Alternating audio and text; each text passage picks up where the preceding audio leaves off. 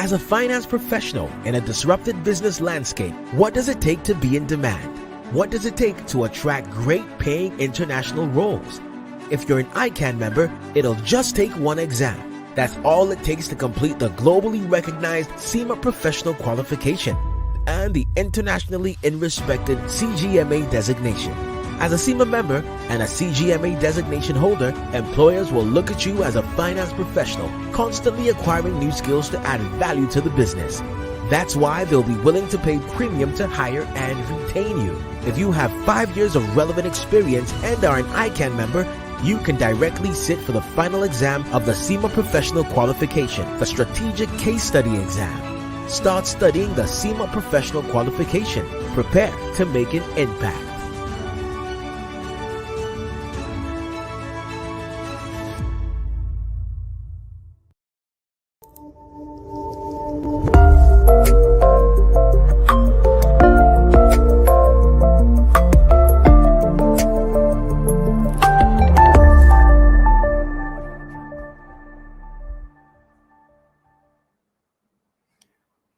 Good evening, our professional colleagues, friends and students of the Institute of Chartered Accountants of Nigeria.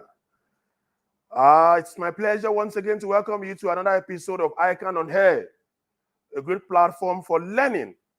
And this platform is powered by a noble institute, ICAN. And today, myself, Tosin Akinwumi, and Fumi Olani will be anchoring this program.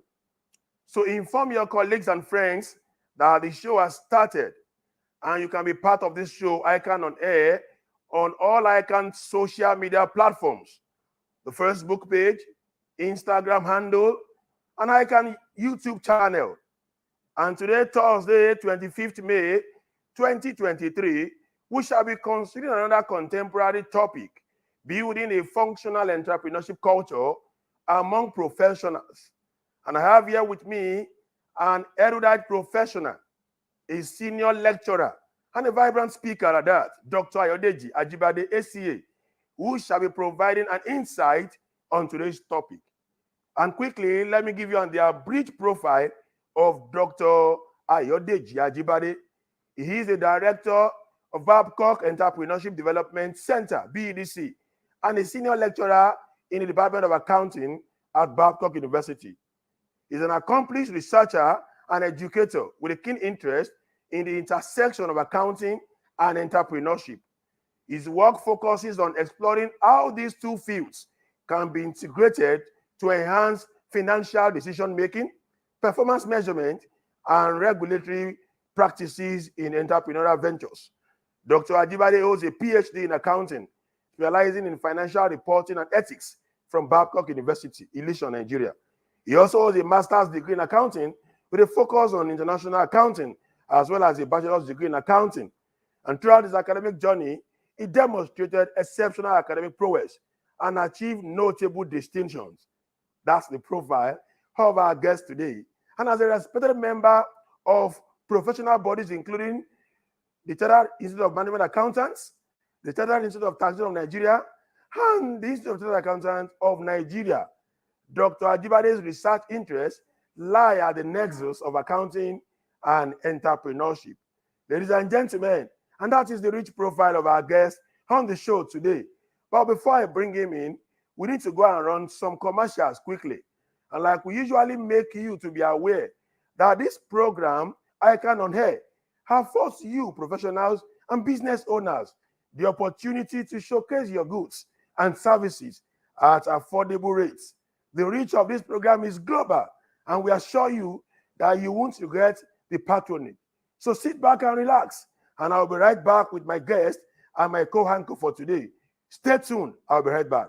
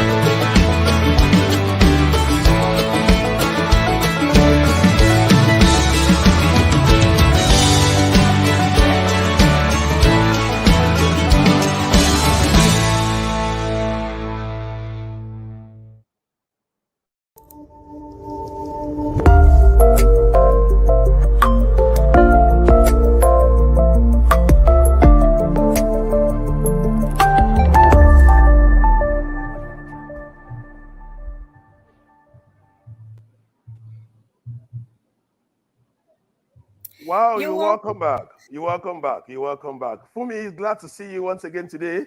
It's another episode of ICAN on Air. What do you have for us here? So, good evening, everyone, and it's great to be here again. It's the 25th day in the month of May 2023. I would say thank God for life.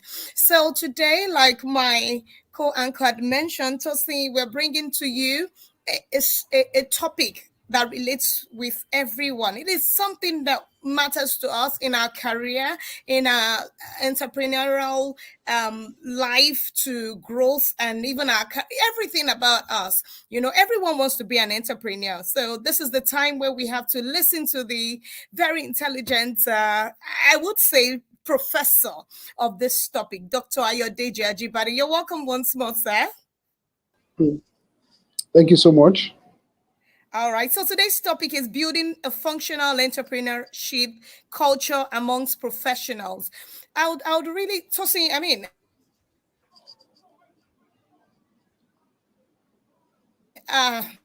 it's interesting to know that everyone's thinking about me. They're thinking about me as the entrepreneur. So I'm not the expert here. I want to ask Dr. Ajibade this question. So entrepreneurial skills and the dexterity are needed in order to add economic values and make profit. Today we are very happy that you are not only an expert in this field, you are also a lecturer. So you're taking us to the classroom this evening. And we have global viewers here, and they want to have listened to us to understand what is entrepreneurship and who do you think qualifies to be called or to be described as an entrepreneur. All right, thank you very much for me, and thank you once again for having me here. Um, I would like to be sure you can hear me. Can you hear me loud and clear? Yes, we can, sir. You can. Oh, fine, fantastic. All right. Yes, So sir. you asked about what entrepreneurship is all about, and who can be referred to as an entrepreneur. And this would be the way I would address that question. Entrepreneurship is basically about the ability of someone to be able to identify a problem and be enthusiastic about the problem because you would be able to come up with a solution, a business solution. So entrepreneurs are solution providers, right? And but the difference is that for the solution they are they are bringing to the table. So an entrepreneur is someone that is able to conceptualize an idea, identify a problem, and come up with a business solution to the problem, such that you have to pay them for the solution. Now, an entrepreneur, a famous American entrepreneur, says categorize people into three different forms. And he says the first set of people are people that are totally oblivious about problems. That is, they don't even know when a problem is a problem or what a problem is. The second set of people are those that all they can do about the problem is to complain about the problem. But I'm sure you are aware of some people like that in that category. And the third category of people are those that are excited about problems. And the only reason why they're excited about problems is because they are now they are charged with they're saddled with the responsibility of coming up with a solution to the problem. And the solution is going to come in form of a business as well. So you've got to pay them for the solution. And that's what we experience around about us today. So for instance, you would not appreciate to be in a place where there is no light or in a stuffy room. Someone has seen this to be a problem, and that's why we have electricity today, we have the light bulbs, we have fans and ACs and all that.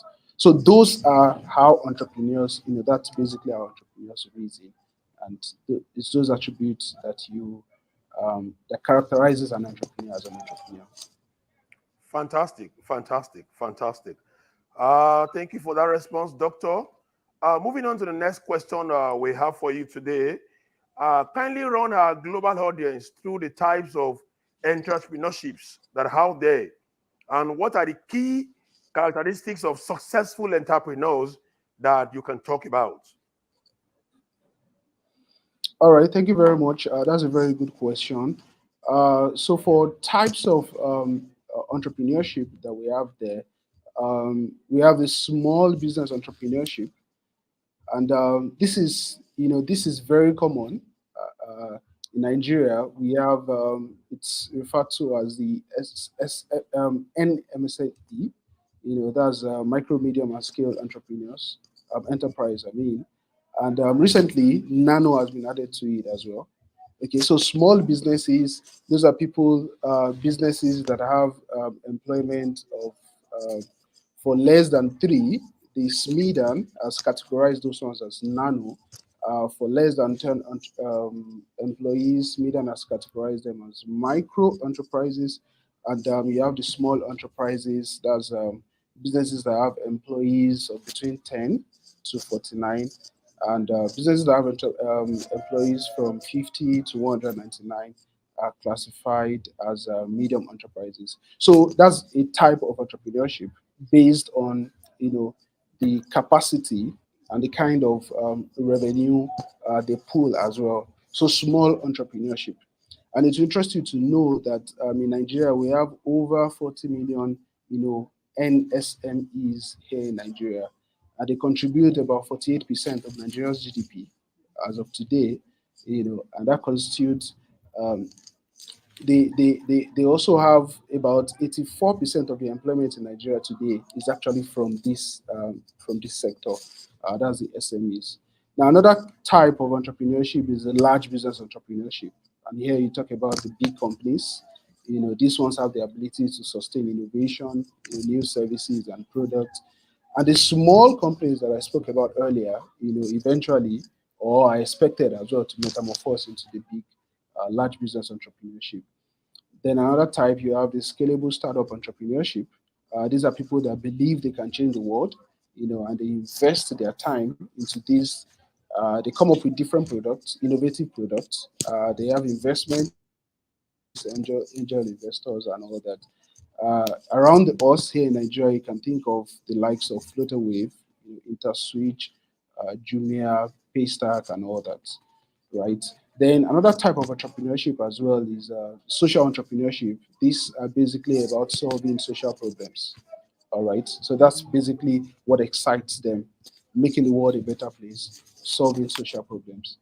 Then you also have innovation entrepreneurship, like I said, those that come up with new ideas. So this one specializes in birthing new products, products that have not existed before in the market.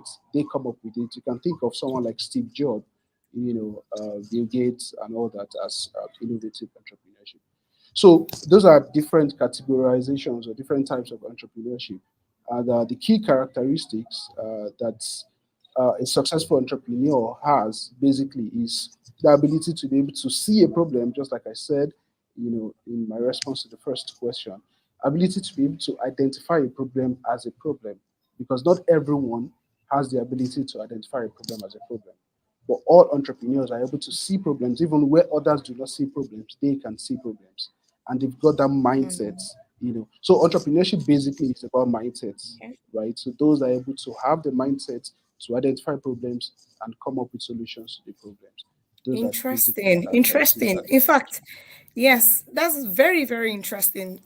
In fact, what I can deduce from this is you must be a problem solver for you to be an entrepreneur. And absolutely. kudos to the entrepreneurs out there. You have formed 85% of employment workforce. So, yeah, I mean, I would say very interesting and very, very impressive. So, Doctor, I would really want to see your classroom. I know I've been writing a lot. I could show you my jotter, and I've learned so much from this few minutes that we have been together. But what are the critical success factors that entrepreneurs require to succeed in any profession that they intend to? Because you've mentioned some of the great men that we know today and have done great things, the innovators. So, what are the critical success factors for you to succeed as an entrepreneur? All right, fine. That's a very good question as well. Critical success factors for successful entrepreneurs. Basically, one of it is the ability to take risks, right? Because entrepreneurs are risk takers. You, just like I said, you identify a problem. Obviously, there isn't a solution or an existing solution to that problem. That's why it's still a problem. Otherwise, it will no longer, be a problem. So you identify the problem, and you are willing to take the risk to come up with a solution to that problem, a business solution, definitely, to that problem. So a critical success factor for entrepreneurs is their ability to take risks. All right. Uh, uh, uh, Talking about risks, that's another topic on its own, anyways. So because calculated risk and all that are different, depending on the type of person you are. Some are risk averse, some are risk takers, and all that. But then entrepreneurs have that ability, inbuilt ability or mindset to be able to take risk. Now, another is also the fact that they are creative. Okay, the way they think is somewhat different than how an average individual thinks. So they think creatively, all right, because that's the only way you can also come up with problems. So there can be solutions to even those problems around, but then because you're not creative in your thoughts, you're unable to know that this can actually be a potential solution to the problem. All right. So ability to be able to take risk, calculated risk, ability to be able to think creatively, then ability to be able to the one I emphasized earlier, it's very key, and I'm just holding that constant. That is problem identification, right? An ability to be able to come up with a solution to the problems. Okay. Then they are goal oriented. All right. They take decisions. Okay. So decision making skills as well, makes them to be unique from an average person. So combine all this together, then you're talking about a successful entrepreneur. So they've got the business acumen as well to be able to navigate and to be able to come up with a solution to the problem that has been identified, and they are willing to give it all out, take the risk in order to make sure the solution is worth it. Wow, wow, this is great. This is great. This is great. For those who are just joining us on ICAN on Air today, we are here dissecting and dissolving the topic, building a functional entrepreneurship culture among professionals. And we have in-house our own Dr. Ayodeji Ajibade, the director of Babcock Entrepreneurship Development Center, who has been giving responses to questions on entrepreneurship and how that concerns entrepreneurship. And so let me take it from where you stop regarding critical success factors. So, but let me go to the opposite of that. So, Doctor, as an entrepreneurship preacher, what are the brick walls that could possibly create initial challenges or drawbacks to professionals venturing into entrepreneurship? All right, thank you very much. That's a good question as well, and I'll speak to that from experiences, and statistics also show this, that people that have ventured into entrepreneurship in the past, the popular problems they face is top on that list is basically lack of finance, right? And that is where I believe our own profession comes in very handy. Okay, so one of the brick walls is so people are able to come up with ideas, but then where's the finance to make the idea go beyond just an idea, but then to be in real solutions? All right, but then um, talking of our profession, it's expected our professionals, like those in the accounting profession, are skillful in financial management issues, right? But then that's a general, and that's what tops the list of entrepreneurship, or those that have ventured into entrepreneurship in the past. So access to finance, okay, access to finance, then a conducive environment as well. All right. So in an environment like Nigeria, you know what we face and what we deal with in Nigeria. Talk of infrastructural development and all that. So you could have an idea in your mind, but then we lack the basic infrastructures to actually come up with the solution that exists in your mind. And that's probably why sometimes, people that live the four walls of Nigeria and go to some of these developed economies appear to do, fantastic things. And you wonder, are these not the same people, that left the four walls of this country? So, finance, there's access to finance, infrastructural development, as well as, and also the resources that, so you could also have an idea that would require you uh, bringing different resources together in order to come up with that solution. So talk of innovation hubs, right? So there are entrepreneurship schools in Nigeria, and even most academic institutions in Nigeria already have innovation hubs as well. Because you need a place where people can also go to and build prototypes for what is in their mind. Okay, so solutions do just come from what is in the mind, but it has to translate into a physical product. So if that is missing, then solution just stays in the mind and probably just dies in the mind. All right. So those are some of the basic, roadblocks that innovative thinkers or entrepreneurs have to deal with, especially in the part of the world where we find ourselves. Wow. Okay. Thank you very much. In fact, one thing struck when you were talking about this, about everyone. I mean, we all know what is going on across in the economic sector, life landscape, and everything around people trying to migrate and all of that. And the skill that you have mentioned that is innate, and because you can develop and you have the ability to take that risk, yes, you can then take it everywhere you find yourself. But this is my question.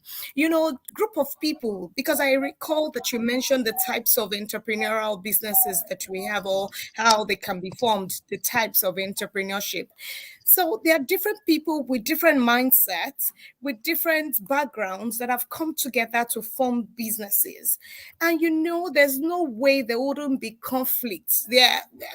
But we need to understand. So, in your own experience, or based on how you identify these things, where you teach the different types of people that come across you, what would you say cause the conflicts? I know you mentioned the fact of the finance, but how can they now mitigate this conflict so that it doesn't destroy the business that has been formed? I know a lot of startups that we can see today, and a lot of them came up by saying, oh, they have an idea, and an idea became a business, and it became money for them.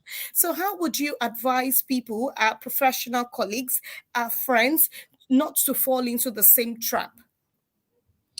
Thank you very much for me. That's a beautiful question.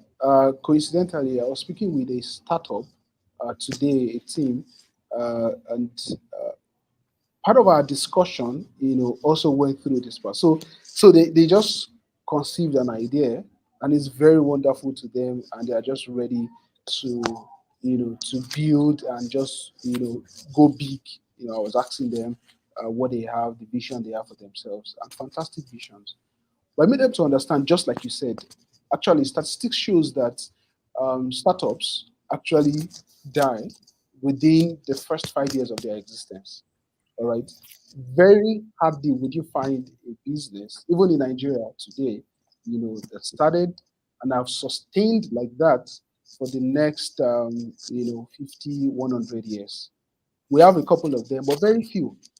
Now, so some of the issues you talked about earlier are different people, because fine, you can't be a lone ranger, right? So you've got to have a team. But then there is one person that must have conceived the idea. And it's important to look for like minds.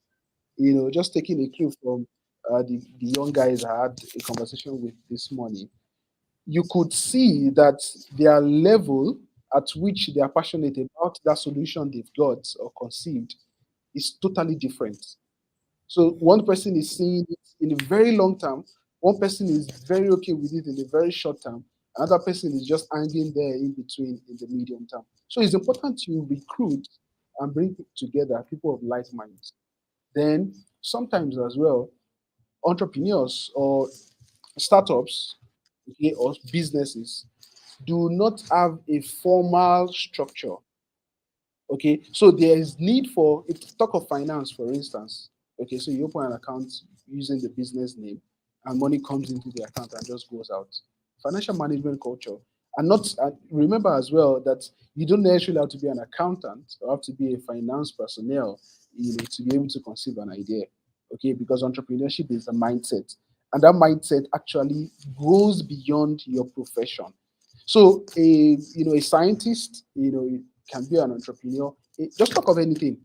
All right. So not all of them have this financial acumen, this business acumen. So it's important. So because of that, sometimes we take, some decisions that are not, are not healthy for the business. So that's one of the, so because like I said earlier, that topmost on the list of issues that entrepreneurs face is actually the fact that lack of finance or financial money or adequate financial management skills.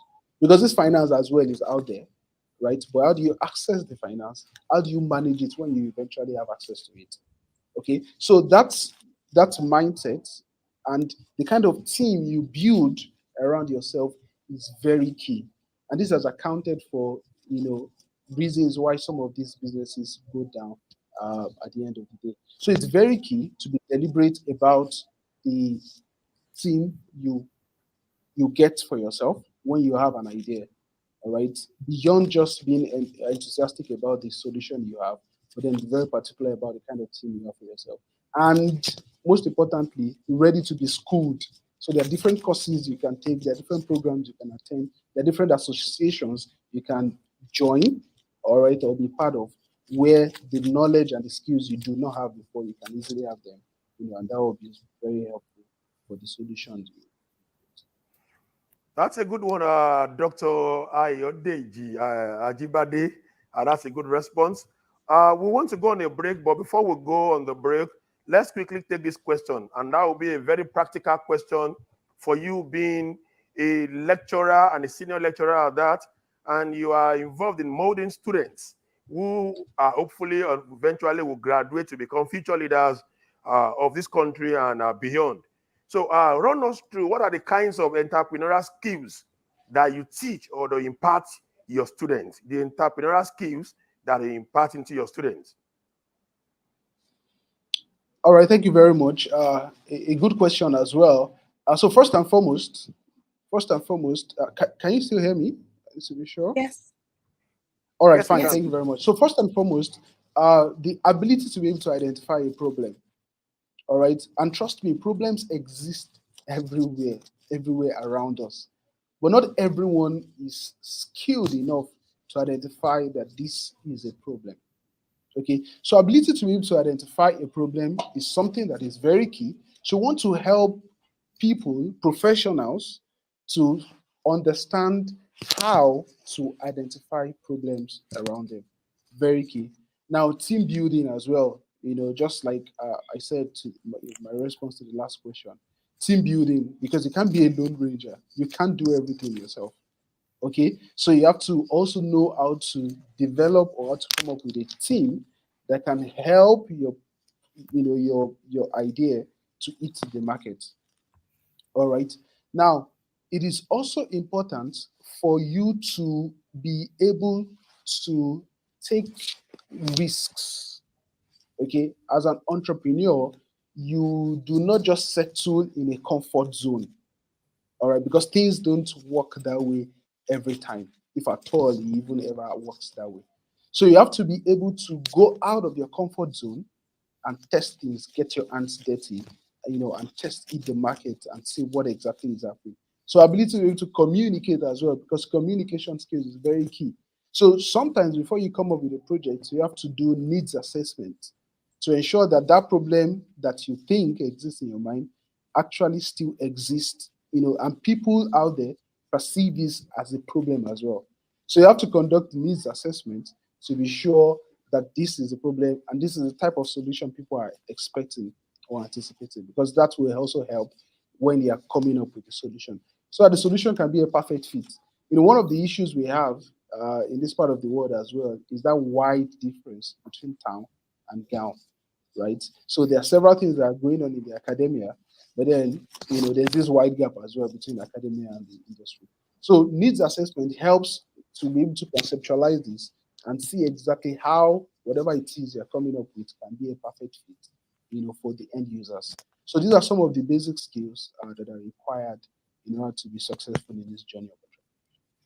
Dr. Ayodeji Ajibade, still with you on ICAN on Air. Thank you so much, everyone that has joined. If you're yet to send the link to your friend, please do so now. We still have almost 30 minutes to be with this very intelligent doctor that is going to tell us everything about entrepreneurship. So we would like to go on a break. We know that a lot of people have questions. Please feel free to share your questions, and then our experts will help us in solving those questions right here and right now. So we'll go on a break and we'll be right back.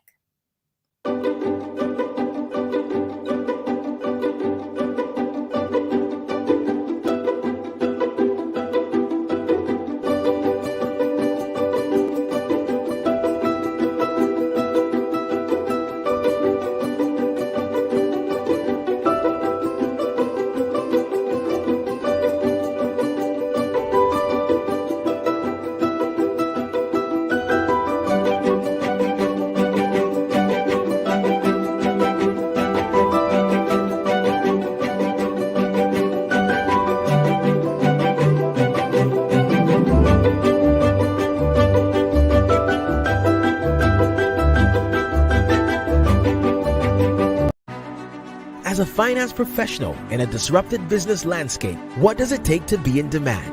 What does it take to attract great paying international roles? If you're an ICAN member, it'll just take one exam. That's all it takes to complete the globally recognized CIMA professional qualification and the internationally respected CGMA designation. As a CIMA member and a CGMA designation holder, employers will look at you as a finance professional, constantly acquiring new skills to add value to the business. That's why they'll be willing to pay premium to hire and retain you. If you have 5 years of relevant experience and are an ICAN member, you can directly sit for the final exam of the CIMA Professional Qualification, the Strategic Case Study exam. Start studying the CIMA Professional Qualification. Prepare to make an impact.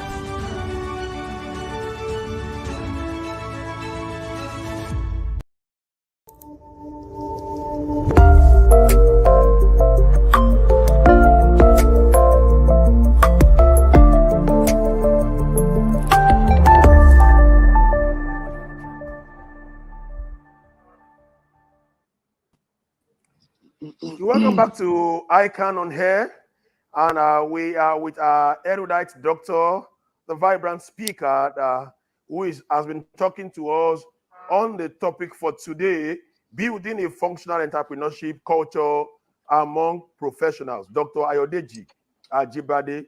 Send in your questions, and we are still here. He will take your questions. Doctor, we have questions rolling in for you, and we'll be taking those questions from our audience now. But before then, there's a question here waiting for you. So the question goes this way. Are there any value conflicts in wanting to be a successful entrepreneur on one hand and maintaining the ethics of your profession, such as chartered accountant, on the other hand? And by that, I mean that can one be aggressive, yet remain ethical and be professional? Do you get my question, doctor?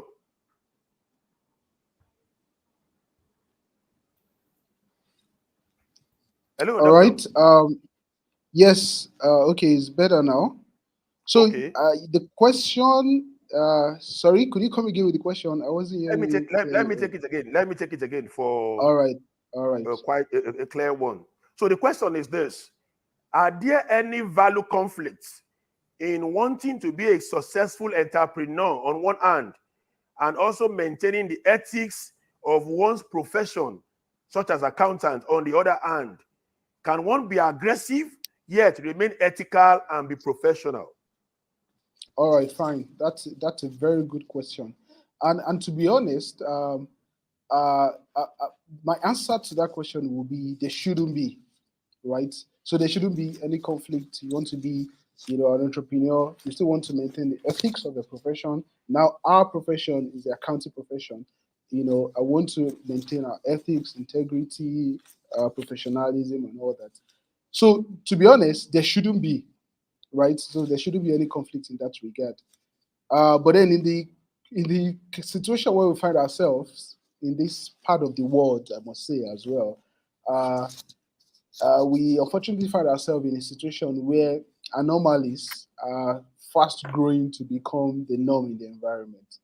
So you need something from someone, you've got to tip the person to get what you need.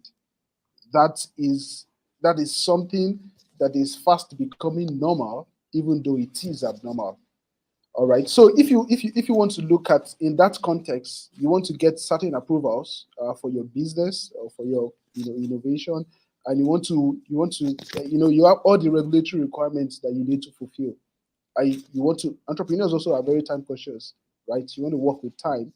Uh, in the environment where we find ourselves, the system might require you to do some rubbing ants in order to get that, which is against the ethics of our profession as well. So in the real sense of it, you don't need to do we should be able to have an environment.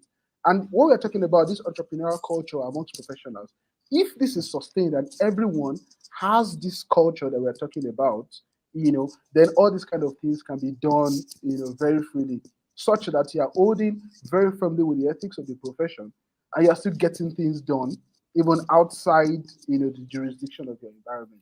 So that's the ideal, and that's what I feel we should work towards. And I'm sure we'll get there definitely. Even if we're not there at the moment. But there shouldn't be any conflict when you're trying to be an aggressive entrepreneur, right? Because they're doing things right. Part of the characteristics as well of entrepreneurs is you have to do things right. You're doing the right thing and you're doing it right. All right. So in doing that, then that should naturally align with the ethics of the profession, all things being equal. Very well said, Doctor. Very well said. So, integrity and accuracy, we know the right Yeah. thing to do at all times. So, don't neglect the professional ethics in everything that you do. So, I have a question here from our regular. Tosi, you can align with me that Fagbolate Mitokpe Adeni is a regular audience here. And we The man from the brown roof in Ibadan.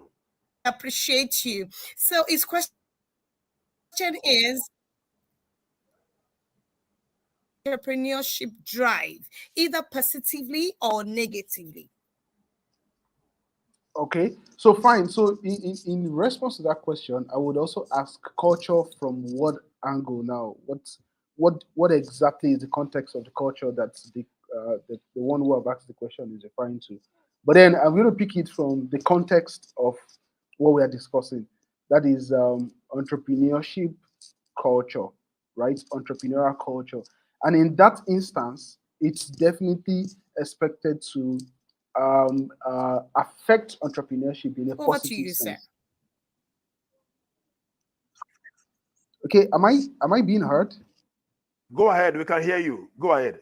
Oh, okay. Sorry. All right. Thank you so much for that. So, like I was saying, that if the culture that is being referred to in that question is in the context of the discourse of today, which is entrepreneurial culture, then definitely it has to affect entrepreneurship in a positive sense, right? But then if the culture you're referring to, it's different, cultural what's it called now, jurisdiction in different part of the world, then there might be a solution that an innovator or an entrepreneur has been able to come up with. But then in an environment, according to the culture of an environment, then those kind of things are probably not permissive, or not permitted. So in that instance, then it might affect it negatively. But in the context of what we're discussing today, we're actually talking about entrepreneurial culture. And I would also want to emphasize the fact that the entrepreneurial culture is actually a mindset thing. And that culture, that entrepreneurial culture, is the fact that, as entrepreneurs, as professionals that we are, we're able to identify what problems are in the real sense of problems. Okay. And being able to come up with solutions, develop solutions, thinking out of the box. And somebody even said thinking as if the box doesn't exist in order to come up with the solution to those identified problems.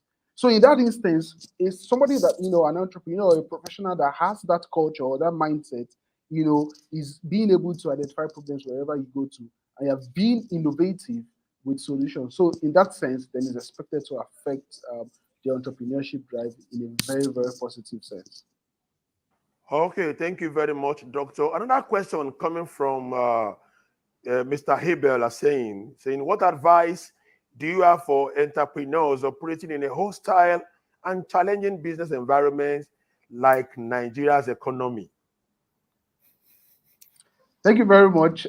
Thank you very much. That's a beautiful question, and this is a very practical question. So just like I said, as entrepreneurs, it is expected that entrepreneurs think out of the box. So the environment is hostile, is challenging, but people are getting things done in the same environment, right? For instance, recently we had a cash crunch, due to the policy, and several businesses went under as a result of that. But even still, some businesses thrive even better, although the environment was different. Everything happening around wasn't anticipated before that time. So entrepreneurs are also able to think very quickly out of the box, irrespective of the situation around. But then we can't rule out the fact that if the environment were different, probably we would be able to get things done faster, easier, and in a much more, maybe in a much more better way. All right. So things that takes us maybe a longer time to develop. For instance, take in the north, there's this young man that developed vehicle that works strictly on solar, right? So look at how long it took us to get there, and these are what is, as in other climes they've gotten to this part, and they've even moved past this in some other climes, right? But based on our own unique situation, certain things take time for us to do. But then it doesn't mean as well that we are never going to be able to do those things. All right. It just means we've got to think much more in a different way in order to be able to get those things that we want to get done.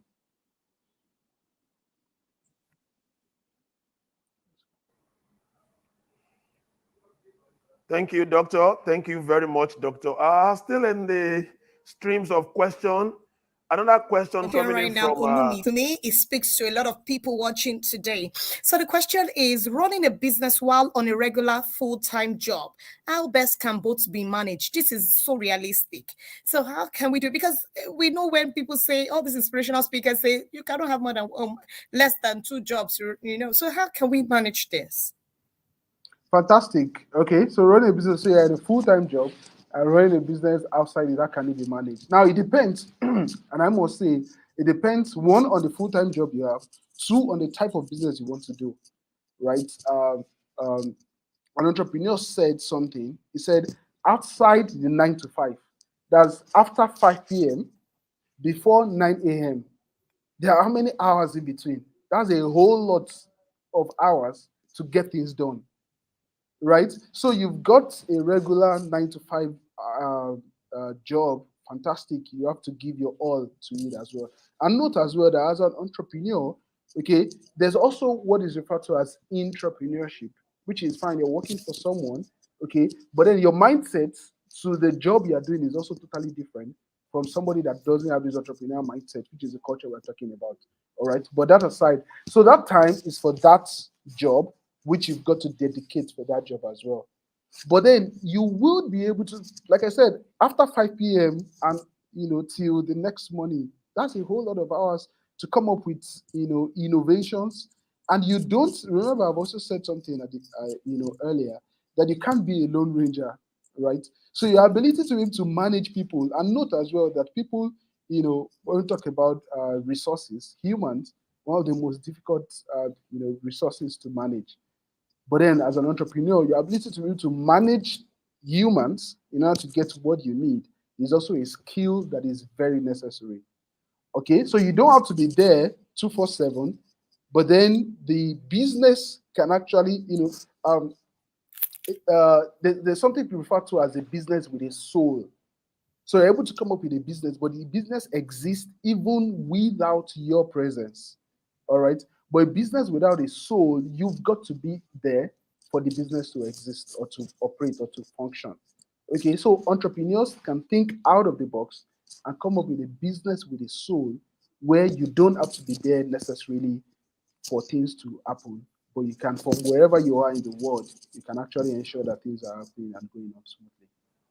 That's great, sir. That's great. That's business with a soul. I think I've also had just added one line to my knowledge today. That's a good one. Question keep on coming in tonight, and that's a confirmation that people are actually here and they're listening with rapt attention to Dr. Ajibade tonight. Another question from Golden Boy.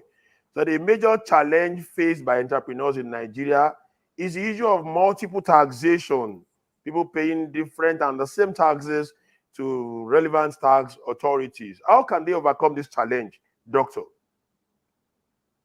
Thank you very much. And again, this is where our profession, right, actually comes in. Okay, because it is expected, just like I said, an entrepreneur can be anyone from any field of life. Okay, doesn't possess the business acumen, financial skills, and all that. But you can't work alone, so you've got to have somebody, especially somebody from a profession like ours, on your team. Now, these ones can help in helping you to do tax avoidance, right? There's tax avoidance, there's tax evasion. One is legal, one is illegal, right? But then within the confine of the law, there are still ways, tax planning, there are still ways you can actually, plan your tax in a way that you will maximize the resources that you have. So multiple taxation is there because these have to be changed. It's not something we can change. And we can't say because of multiple taxation they want to, cease thinking entrepreneurially or laying our hands on some entrepreneurial activities. All right. So pending the time, and I'm sure there are several agencies that also work, on how to align all this, so that the whole issue of multiple taxation, where they are actually irrelevant, can be, taken care of. But pending that time, we've got to also maximize what we have in our hands. And if you've got someone from this profession, from the accounting profession, that understands the tax laws and can help you to manage your tax, to do your tax planning, then you're good to go. And I think that's where our profession really comes in, basically. That's correct. Afumi, will you want to take some more questions with Doctor as they keep on rolling in? I could read out a lot of questions that I can see members ask you today, but I'm looking at the time to see, and I'm saying, okay, our time is fast going. But definitely, we'll still have you again on the show. But I would like to ask a question in line with our profession. A lot of viewers are members. And we're always open to ideas. We want positive change. We want growth. We want to build this profession in a way that the descendants can be happy with us. What is your advice, or what would be your suggestion on additional skills, training at entrepreneurship culture that can actually advance our career, advance us as individuals, even in Nigeria and the diaspora? All right, that's fine. Excuse me. Now, so for our profession, ideally, and it's very beautiful what ICAN is doing. A giant step in the right direction. I see that ICAN now has, an EDC, Entrepreneurship Development Center, which is very fantastic, right? So, but beyond that, because it shouldn't be as well that you have that we have members, in our profession that don't have jobs, and don't have anything doing. And I'm sure you can think of some people in this profession of ours that don't have anything doing. Now, so beyond, and that tells you that beyond the financial acumen, there's something lacking as well. And that's where ICAN comes in. So beyond just training people, writing all the exams, pay and all, it's a very rigorous process, passing all the ICAN exams. And somebody shouldn't pass through that process and still not be able to come up with innovative ideas, to sustaining yourself and to pulling yourself and other people around you out of poverty. Okay, because SDG 1, which is no poverty, is the basic aim of entrepreneurship. Okay, so as ICAN members, so I see, there are some activities that the ICAN EDC are doing, but we can do several, we can actually encourage members, we can come up with several initiatives where we promote startup culture, okay, where we make members to be able to identify problems. Because if ICAN can actually concentrate on, we have about 60,000 ICAN members, right? If ICAN can concentrate on the members, then each member, because like I said earlier as well, you can't be a lone ranger. So each member also works with a team, all right, directly or indirectly, okay, pull those guys out of poverty. Then you'll be surprised and amazed what we can do to the economy of Nigeria as a whole. Nigeria records, one of the highest countries where, people live in extreme poverty, and which is sad enough, in our country, a country where we have institutions like ICAN.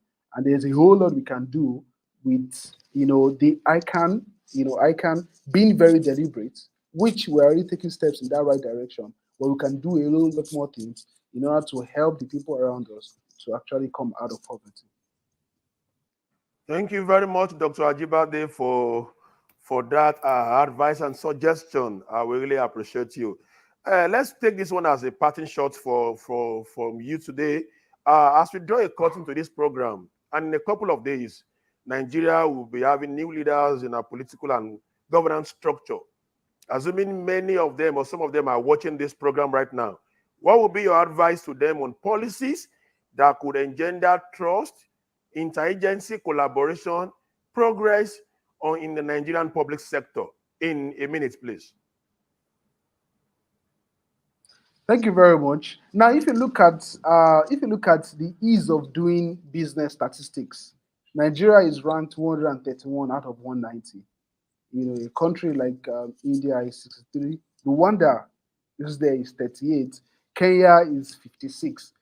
So we have too much issues as a country that is making it very difficult for people to actually just come out and say, I want to delve into whatever sort of business. So as a country, it will be very necessary if we can concentrate. First, reducing the statistics. Why would we be high up there, ease of doing business, when a country like Kenya is just, is 38, and all these boils down to, the bureaucracy, all at the bottom, at the top of your device. Can you get a business registered? Fine, and we're already getting there anyways, but then there are a whole lot of things we can still do. Can you get a business registered? Can you do all these? Can you get all these approvals right on your phone, right on your device? Without having to go to an office, having to pay this person and get this one, in order to get things done and sorted out fast. So as a country, we need to improve our environment so that it will be so enterprising. And as a country as well, we need to diversify. That's what, these countries, Rwanda, for instance, that's what they're doing. So they've diversified, and tourism is something that several people would pay. Look at Dubai. What do they have?